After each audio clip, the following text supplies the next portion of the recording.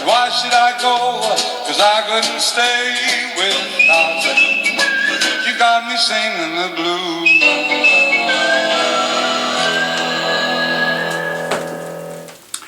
Well, hello Connections friends, and greetings on this lovely day from Carol and myself. We trust that you are all safe and well. Although we've heard that Marjorie has been a bit poorly lately and spent some time in hospital, and we do hope that you'll all remember Marjorie in your prayers. There are still no birthdays to report, although I think there are going to be several next month. In my last vlog, I talked about the ways in which many of us are using this period of lockdown to great purpose. And I'd like to show you something Carol has been doing out of Sainsbury's shopping bags, these plastic bags. What she's managed to do is to crochet a whole new shopping bag. How about that? That's quite something, isn't it? And look, it's even got handles on it as well, made out of the white ones. So when we get Connections started again, I think we can expect Carol to show everybody how to do that. Now I've been spending much of my time by continuing to watch movies that I missed when they were originally on in the cinema. And this week it was 1917, a remarkable film set in the Great War. And I also really enjoyed, shown recently on BBC, a film called The Guernsey Literary and Potato Peel Pie Society. Now Carol and I spent a day or so on Guernsey last year, and I thought that watching that film might remind me of some of the landmarks, only to discover, spoiler alert, that the film was made entirely in Devon. The movie is based on a book of that title, The Guernsey Literary and Potato Peel Pie Society. What an odd title, and probably not designed to attract a lot of readers. So I decided to research what are the oddest book titles ever issued. Now a lady called Anne Montgomery was inspired to write a book with the title, wait for it, Knitting with Dog Hair, and the front cover of which says, better to create a sweater from a dog you know and love than from a sheep you'll never meet. And a well-known domestic goddess from Thailand called Sayu Daiwong is affectionately known to all her fans as Pooh. So she's published a book about cooking 30-minute meals, unfortunately entitled Cooking with Pooh. If you don't believe me, check it out on Amazon. I also found a book by a Mr. Roger Welsh entitled Everything I Know About Women I Learned from My Tractor. I don't think I'll be ploughing through that one. But I did see another one on the internet called Being With You is Like Watching Crystal Palace Win Every Single Day. Honestly, it's on Amazon, and it's a book of, I'm sure, pure fantasy. Talking about women and tractors, I did see a dating advertisement on the internet. It said this: single middle-aged man with farm seeks relationship with a woman with tractor. Please send a picture of the tractor.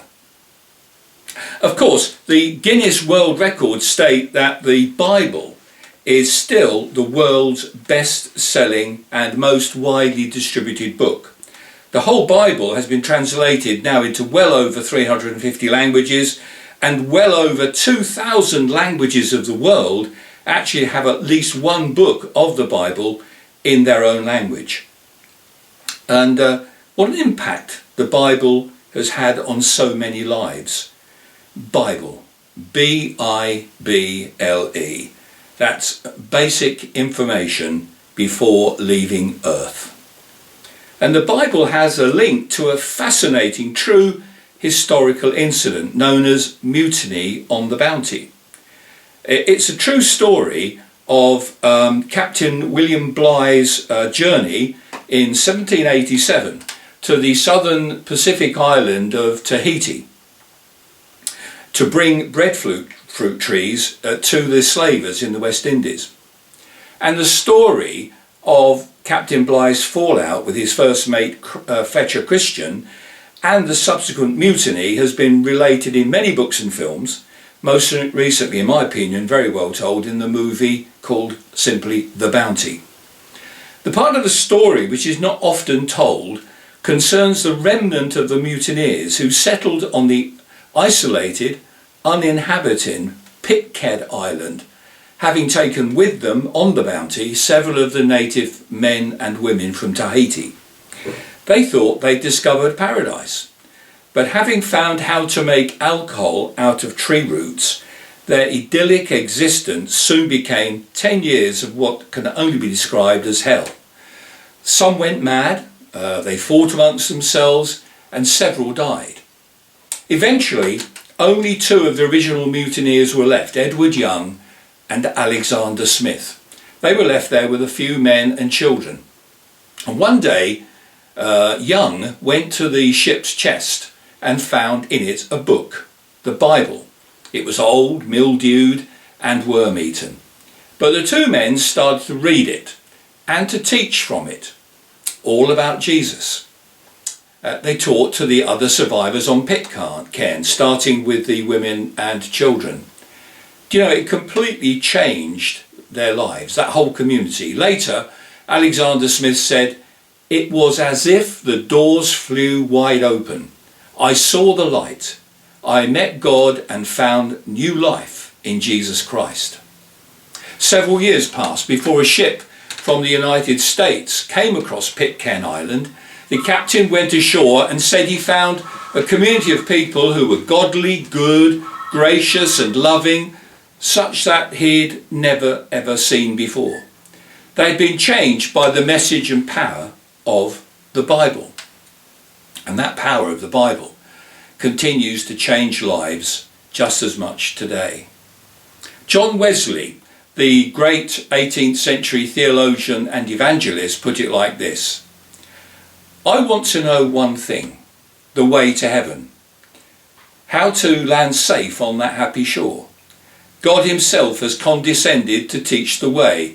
For this very end he came from heaven." Wesley went on to say, "So God has written it down in a book. Oh, give me that book. At any price, give me the book of God. Let me be a man of one book. Amen." I thought actually that Captain Bligh and Fetcher Christian wouldn't have been concerned about getting anything like the coronavirus, because, wait for it, that wasn't there immunity on the Bounty? Do I hear groans? Now, please try to watch Martin Tibbott's excellent talk from the Bible made available last Sunday, which is on the Woodside Church's website. The subject is real temptations. In fact, the whole service is very good and worth watching. You'll notice that I'm wearing my Bedford Blues rugby shirt to remind myself of the terrific run of winning games the team had just before the lockdown. Come on, you Blues. Finally, now the moment that some of you have been waiting for. A meeting with cousin Billy. I've shared letters of his with me recently, but some of you want to meet Billy. Well, I recently made a Skype call to Billy and recorded it. He has subsequently agreed that I can now show it. It does come with a health warning to anyone allergic to extreme silliness, in which case you should stop this video right now.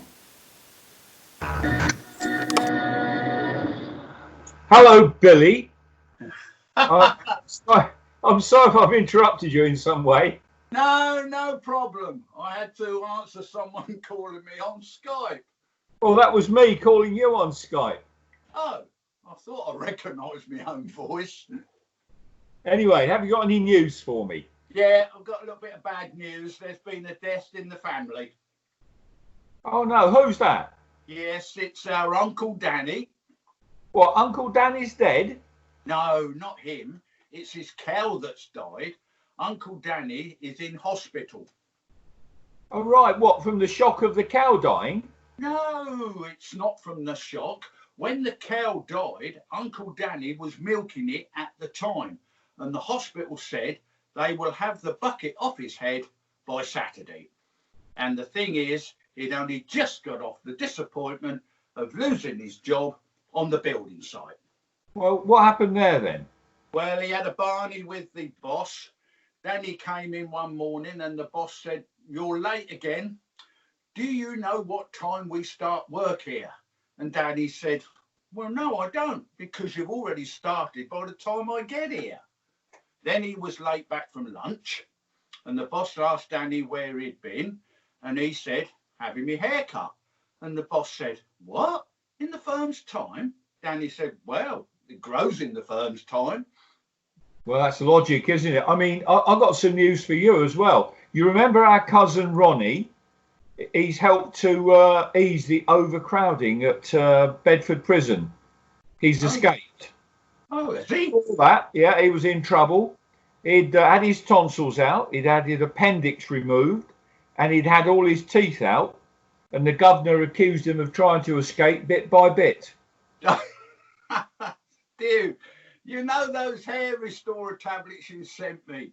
Is it 1 a day or 10 a day? Oh, Billy, it's only 1 a day. Oh, no. Oh, thanks for telling me. Did you hear about our cousin Mary? You know, who's a nurse at the hospital? Yeah. Well, yeah, she's just lost her job. Well, why? Well, she was waking up the patients in the middle of the night to give them their sleeping tablets. Oh, Billy, I hear that you've gone into show business. Yeah, well, that's right, but I was sacked from my job as a railway porter. Why? Well, because I trod on a snail. Well, why did you do that? Well, it was annoying me. It had been following me around all day.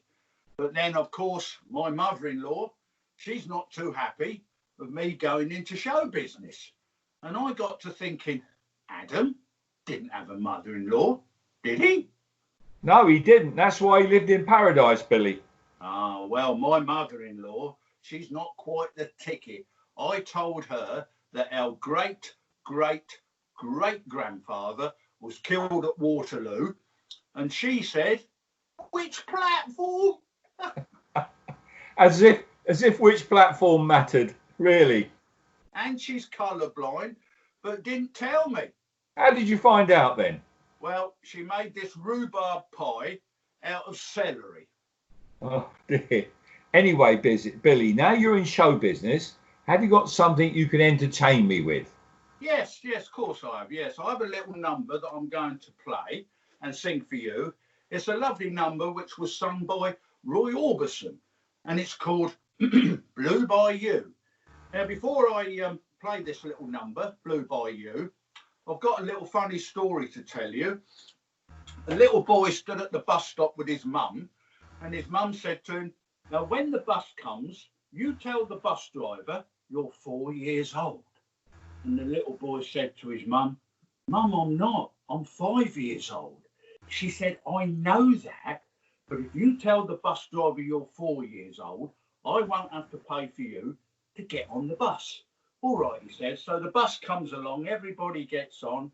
The little boy gets to the bus driver and he says, "I'm 4 years old."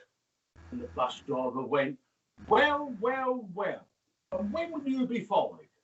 He said, "When I get off this bus." Yes, I think you better play something now, Billy. Yeah, I think I had. Blue by You. I went out on one winter's day. The skies were dark and the clouds were grey. A gust of wind caught my toupee and it blew by you. I'm going back out there to find my hair that blew by you. It was a black toupee with a hint of grey that blew by you. And I would hope to find to get a peace of mind, as my head looks like a the baby's behind. That's why I'm going out there to find my hair, that blue by you. Yes, you will see me out there looking for my hair, that blue by you.